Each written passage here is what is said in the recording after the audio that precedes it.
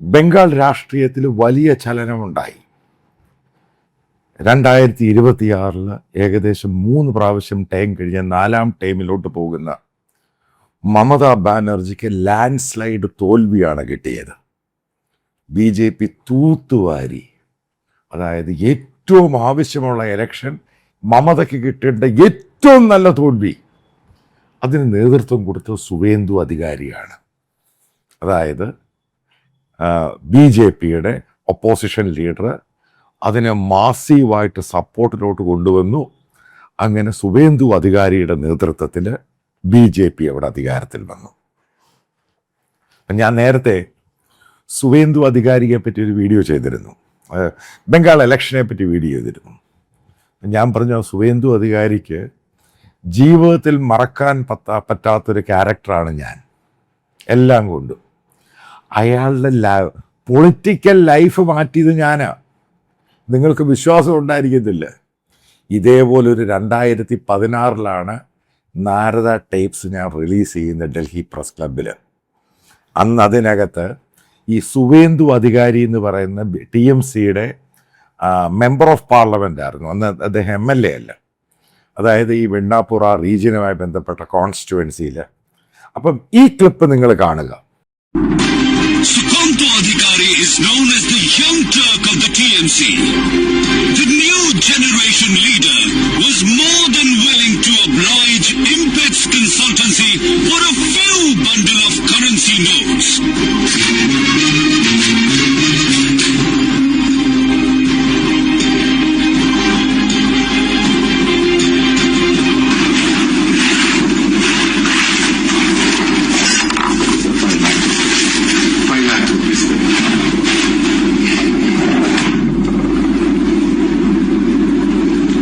ഈ ക്ലിപ്പ് കണ്ട നിങ്ങൾക്ക് മനസ്സിലാക്കുവാൻ സാധിക്കും, എൻ്റെ കയ്യിൽ നിന്നും 5 ലക്ഷം രൂപ എൻ്റെ കയ്യിൽ നിന്നും വാങ്ങുകയാണ് ഈ സുവേന്ദു അധികാരി.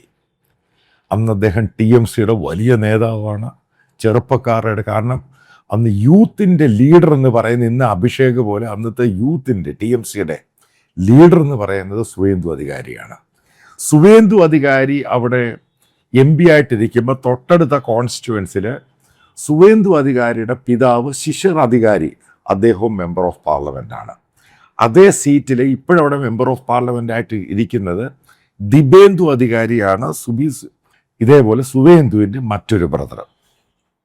അതായത് ഫാമിലി മുഴുവനും പഴയ കോൺഗ്രസ്സുകാരാണ്. പിന്നീട് മമതയുടെ കൂടെ പോയി മമതയുമായിട്ട് ഏറ്റവും ക്ലോസ് ലെഫ്റ്റനൻ്റ് ആയിരുന്നു ഈ സുവേന്ദു അധികാരി. അപ്പം ചോദിക്കാം, ഇദ്ദേഹം എങ്ങനെയാണ് BJP വന്നത്? ഇതൊക്കെ പൊളിറ്റിക്സ് അറിയാവുന്നവർക്കും മനസ്സിലാക്കുന്നവർക്കും പാഠം പഠിക്കേണ്ടതാണ്. 2014 ഞാൻ സ്റ്റിങ് നടത്തിയത്, പബ്ലിഷ് ചെയ്യുന്നത് 2016. കാരണം തെഹൽക്കയ്ക്ക് വേണ്ടിയാണ് സ്റ്റിങ് ചെയ്തത്. അവിടുത്തെ മാനേജ്മെൻറ്റ് ഇത് പബ്ലിഷ് ചെയ്യാൻ തയ്യാറായില്ല. പിന്നീട് ഞാൻ എൻ്റെ സംഭവം നാരദ എന്ന് പറഞ്ഞൊരു പോർട്ടൽ ഉണ്ടാക്കിയിട്ട് അതിനകത്തൂടെയാണ് ഇത് പബ്ലിഷ് ചെയ്യുന്നത്. അതിനുശേഷം ഏറ്റവും കൂടുതൽ സഫർ ചെയ്താണ് അതിനുശേഷം 1.5 വർഷമേ നാരദ ഓടിയുള്ളൂ. കാരണം മമതാ ബാനർജിയുടെ ബംഗാളി പോലീസ് വന്നിട്ട് എൻ്റെ ഓഫീസെല്ലാം അടപ്പിച്ച് 46 കമ്പ്യൂട്ടറും ലാപ്ടോപ്പും എല്ലാം എടുത്തുകൊണ്ടങ്ങ് പോയി. പിന്നീട് വർക്ക് ചെയ്യാൻ പറ്റിയില്ല. അതിൻ്റെ കൂടെ ഉണ്ടായൊരു മാറ്റമുണ്ട്, അതായത് 2016. അതിനുശേഷം ഏകദേശം 4 വർഷം പോലും സുവേന്ദു അധികാരി ഈ TMCക്കകത്ത് തുടർന്നില്ല. എൻ്റെ ഒറ്റ സ്റ്റിങ് ആണ് ഈ സുവേന്ദു അധികാരിയെ TMCയിൽ നിന്നും മമതയുടെ പാർട്ടിയിൽ നിന്നും BJPയിലോട്ട് കൊണ്ടുവന്നത്. അല്ലാതെ വേറെ സംഭവമൊന്നുമല്ല. കാരണം അതിനകത്തൊരു കാരണമുണ്ട്. ഞാൻ ആ സ്റ്റിങ് ചെയ്ത് വന്നു കഴിഞ്ഞപ്പോഴാണ് ഈ മമതയ്ക്ക് ശേഷം ആരാണ് ബംഗാളിൽ TMC എന്നുള്ള സംഭവം ഉണ്ടായി. അപ്പം ഈ സംഭവം ഫ്ലോട്ട് ചെയ്ത് കഴിഞ്ഞ ഈ സംഭവം, ഈ നാരദ സ്റ്റിങ്ങും ഈ സുവേന്ദു അധികാരിയുടെ ക്ലിപ്പിങ്സും എല്ലാം വലിയ ചർച്ചയായി കഴിഞ്ഞപ്പോൾ മമത പതുക്കെ സുവേന്ദുവിനെ സൈഡ് ലൈൻ ചെയ്തിട്ട് അഭിഷേകിനെ കൊണ്ടുവരാൻ ശ്രമിച്ചു. അതിനുശേഷം നടന്ന നിയമസഭാ ഇലക്ഷൻ നിങ്ങൾ മനസ്സിലാക്കുക, ഏകദേശം ഞാൻ ഈ സ്റ്റിങ് ചെയ്യുന്നതിന് മുമ്പ് ആകെ 2 സീറ്റേ ഉള്ളൂ BJPക്ക്. അതിനുശേഷം സുവേന്ദു അധികാരിയും കൂടെ ഈ പറയുന്ന മമതയുടെ പാർട്ടിയിലെ MLA ആയിട്ട് വരുന്നു. അയാളെ പിടിച്ച് ട്രാൻസ്പോർട്ട് മന്ത്രിയാകുന്നു. കാരണം സുവേന്ദു അധികാരിയും കുടുംബവും മമതയുമായിട്ട് തെറ്റുന്നു. കാരണം അവരുടെ കുടുംബത്തെയും സുവേന്ദുവിനെ ഒതുക്കാൻ ശ്രമിക്കുന്നു അഭിഷേകിന് വേണ്ടി. അത് വലിയ സംഭവമായി മാറി. അങ്ങനെ ഗ്രാജുവലി ഇവർ തമ്മിൽ തെറ്റുണ്ടാകുകയും 2019-2020 മമതയുമായിട്ട് കംപ്ലീറ്റ് ആയിട്ട് തെറ്റിയിട്ട് സുവേന്ദു അധികാരി BJPയുടെ നേതാവായി. 2021 നിയമസഭാ ഇലക്ഷനിൽ ഇത്രമാത്രം സീറ്റ് കിട്ടി, ഏകദേശം 10-78 സീറ്റ് കിട്ടി. സുവേന്ദു അധികാരിയെ പിടിച്ച് പ്രതിപക്ഷ നേതാവായി. അപ്പം എന്താ മാറിയത്? നാരദ സ്റ്റിങ്ങിലാണ് ഈ സംഭവം ഉണ്ടായത്. അല്ലെങ്കിൽ ഈ സുവേന്ദു അധികാരി ഇന്നും TMCയുടെ ലീഡറാണ്. മമതാ ബാനർജിക്ക് തോൽവി ഉണ്ടാവത്തില്ല. അപ്പം ഇതൊക്കെ ചരിത്രവും രാഷ്ട്രീയവും പഠിക്കുന്നവർക്ക് മനസ്സിലാക്കാൻ സാധിക്കും.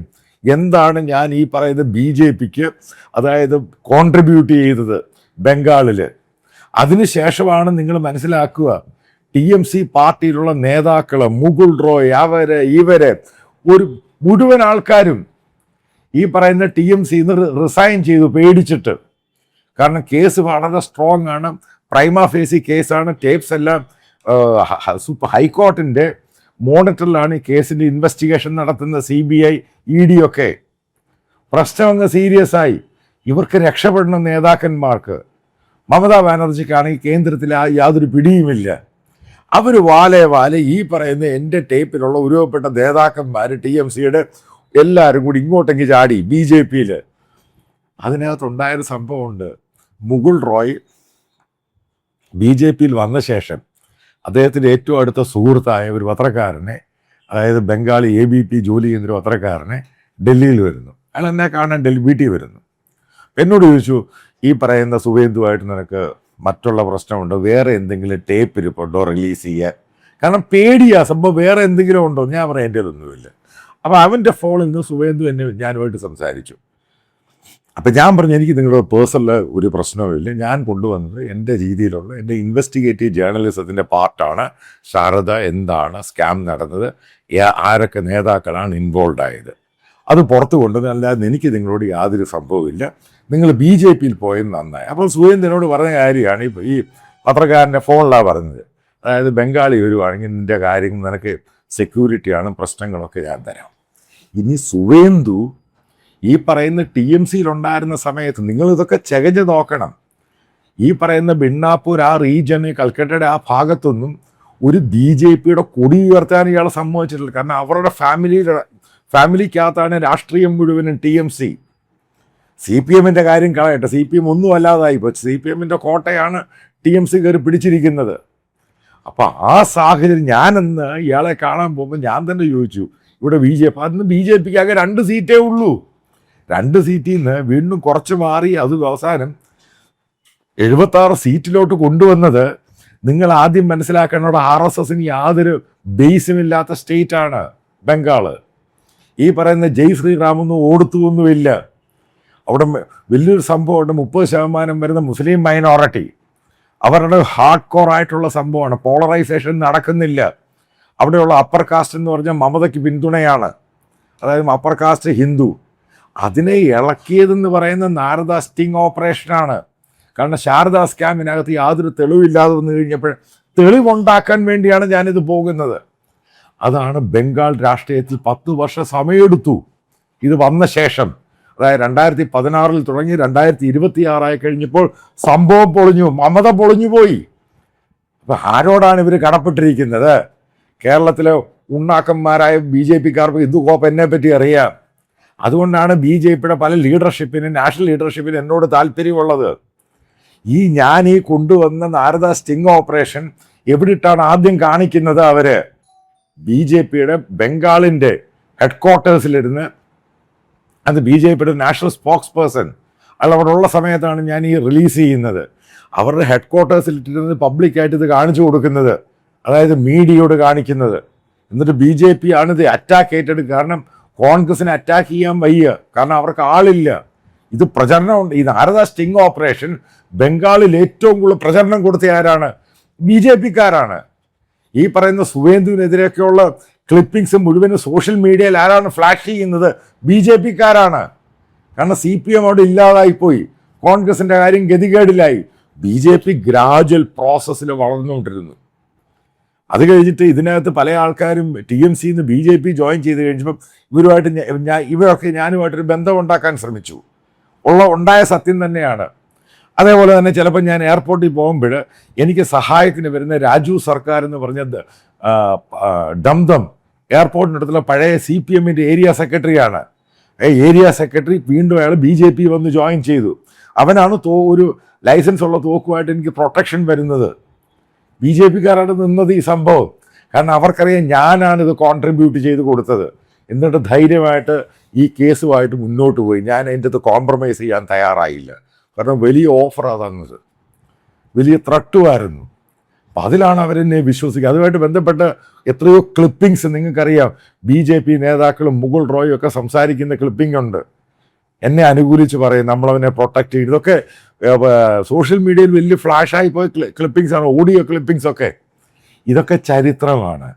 അതായത് ഇന്ന് BJP അവിടെ അധികാരത്തിൽ വന്നതിൻ്റെ കാരണക്കാരൻ ഞാനാണ്. ഈ സുവേന്ദു അധികാരി BJPയിൽ വന്നതിൻ്റെ കാരണക്കാരൻ ഞാനാണ്. അതിന് TMCയിലുള്ള നേതാക്കന്മാർ മുഴുവനും BJP വന്നതിൻ്റെ കാരണക്കാരൻ ഞാനാണ്. കാരണം BJPക്ക് അവിടെ ബേസ് ഇല്ല. ബേസ് ഇല്ലാത്തതിൻ്റെ കാരണം കൊണ്ട് അവർക്ക് ഈ പറയുന്ന എല്ലായിടത്തും വളരാൻ പറ്റത്തില്ല.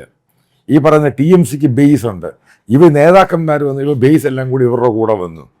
ഇതാണ് ഉണ്ടായി. ഈ വളർച്ചയാണ് 10 വർഷം കഴിഞ്ഞപ്പോൾ അത് ഭയങ്കരമായിട്ട് സർജ് ചെയ്ത് അവരത് ക്യാപ്ചർ ചെയ്തു. മമതയ്ക്ക് കിട്ടേണ്ട നല്ല തോൽവി തന്നെയാണ്.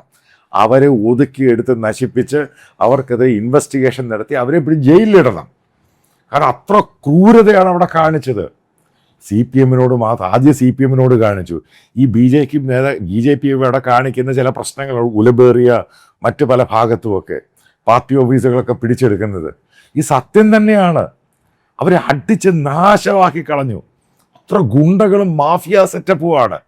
അവർക്ക് കിട്ടിയ തോൽവിയും അവർക്ക് നല്ല പ്രതികാരം ഈ സുവേന്ദു അധികാരി കൊടുത്തു. അതായത് നന്ദിഗ്രാമിൽ വന്ന് മമത വെല്ലുവിളിച്ചു വന്ന് മത്സരിച്ചു. അവിടെ സുവേന്ദു ജയിച്ചു. അത് കഴിഞ്ഞ് അടുത്ത ഇലക്ഷനിൽ മമതാ ബാനർജി ഭവാനിപ്പൂർ അവരുടെ കോട്ടയാണ്, അവിടെ പോയി മമതയെ തോൽപ്പിച്ചു. കൽക്കട്ട സിറ്റിയിൽ മമതാ ബാനർജി തോറ്റു തുന്നം പാടി. അതായത് ഡിസേർവ് ചെയ്യുന്ന തോൽവിയാണ് അവർക്ക് കൊടുത്തത്. അപ്പം അതിനൊരു മീഡിയ ഒരു കാരണക്കാരൻ. കാരണം എൻ്റെ ഈ സംഭവത്തിനകത്ത് BJPക്ക് ഉണ്ടായ ഗുണം അതിനകത്ത് പ്രതികളായിട്ടുള്ളവരെല്ലാം കൂടെ ഈ പറയുന്ന BJPക്ക് അകത്ത് വന്നു, സുവേന്ദു ഉൾപ്പെടെ. അതവർക്ക് വലിയ പോസിറ്റീവ് അഡ്വാൻറ്റേജ് ആയിട്ട് അങ്ങ് മാറി. അങ്ങനെയാണ് ഈ സംഭവം വരുന്നത്. അല്ലാതെ BJPക്ക് ബേസ് ഒന്നുമില്ല അവിടെ. ഇപ്പോഴവർക്ക് കറക്റ്റായിട്ട് ബേസായി. ആ ബേസിൽ ഹിന്ദു വോട്ടുകളുടെ പോളറൈസേഷനും വന്നു കഴിഞ്ഞപ്പം മമതാ ബാനർജി തോറ്റു തുന്നം പാടി. അപ്പം മനസ്സിലാക്കുക, അത് എൻ്റെ ഒരു മീഡിയയിൽ ഞാൻ ചെയ്ത ഇൻവെസ്റ്റിഗേഷനാണ് ഏറ്റവും സുപ്രധാന ഘടകം. ബംഗാളിൽ മമതാ ബാനർജി ജയിക്കുവാനുണ്ടായ കാരണം.